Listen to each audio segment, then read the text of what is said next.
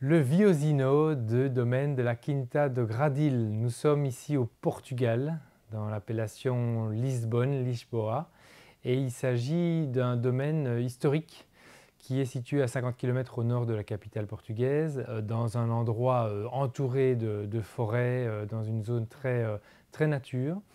Et on a un cépage qui est un cépage en fait originaire d'un peu plus au nord.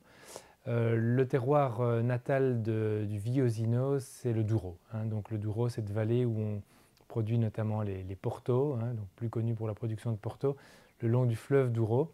Et juste à côté, l'appellation Trás-os-Montes. Donc cépage portugais, natif d'un peu plus au nord, largement utilisé pour la production du Porto, mais aujourd'hui de plus en plus utilisé pour la production de vins non fortifiés, donc comme cet exemple qui est un vin blanc sec classique, et donc qu'on cultive même dans des endroits un peu plus au sud, comme ici proche de Lisbonne.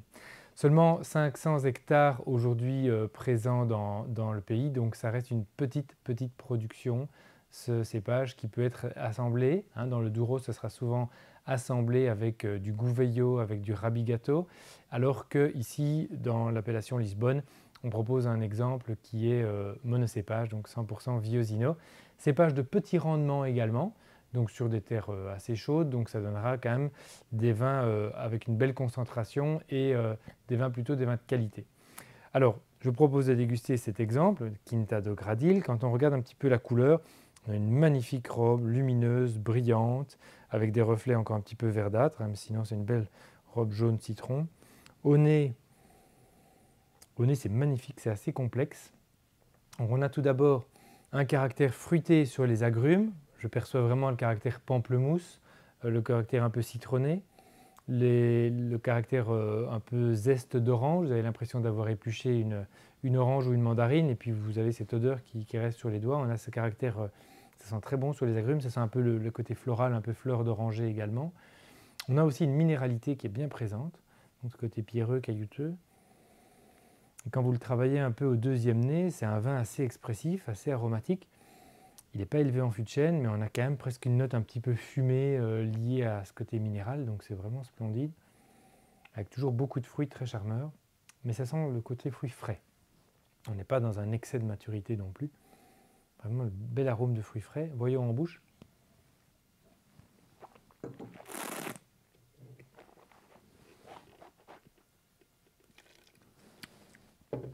Alors en bouche, c'est un vin blanc sec, vif, une acidité toujours bien marquée dans le Viosino, et c'est un atout évidemment sur ces régions qui peuvent être assez chaudes dans le sud du Portugal.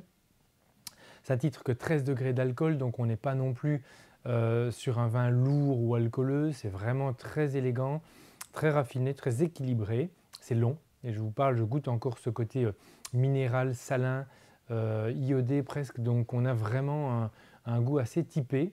Et couplé au citron, je verrais vraiment bien ça sur des huîtres gratinées, sur des noix de Saint-Jacques un petit peu cuisinées, elles peuvent être légèrement snackées, avec une petite sauce au jus d'agrumes, jus d'algues, jus d'huître. On peut partir dans cette direction-là assez iodée.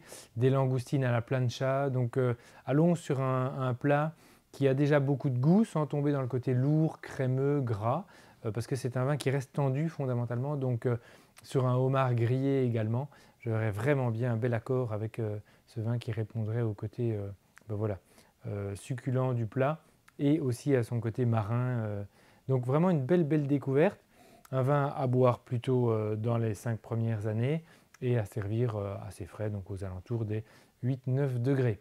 Voilà, je vous souhaite une belle découverte avec cette surprise, agréable surprise ici, le Viosino de la Quinta do Gradil.